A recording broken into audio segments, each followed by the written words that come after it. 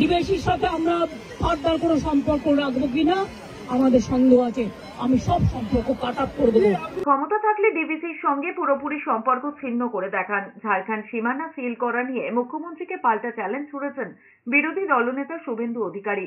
সময় বেঁধে দিয়ে তিনি বলেছেন, অবস্থার পরিবর্তন না হলে নীতিন গডকরি, অমিত শাহ, জেপি নাড্ডা এবং রাজ্যপালকে ব্যবস্থা নিতে চিঠি দেবেন। তিনি আরো বলেছেন, ঝাড়খণ্ডের গাড়ি আটকালে পেঁয়াজ সরবরাহ বন্ধ হয়ে যাবে, আর ডিবিসির সঙ্গে সম্পর্ক ছিন্ন করলে পশ্চিমের 8টা জেলা অন্ধকারে ডুবে যাবে।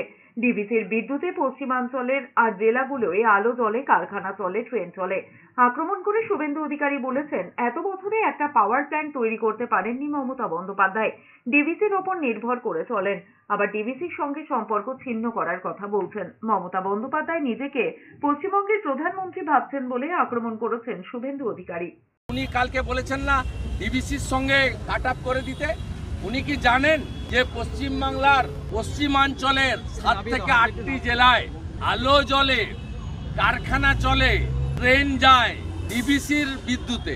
একটা পাওয়ার প্ল্যান্ট করতে পারেননি, 1 ইউনিট বিদ্যুৎ নতুন করে জেনারেশন করতে পারেননি, ডিবিসির উপর নির্ভর করেন, আবার ডিবিসিকে সঙ্গে সম্পর্ক কাট আপ করবেন বলেছেন।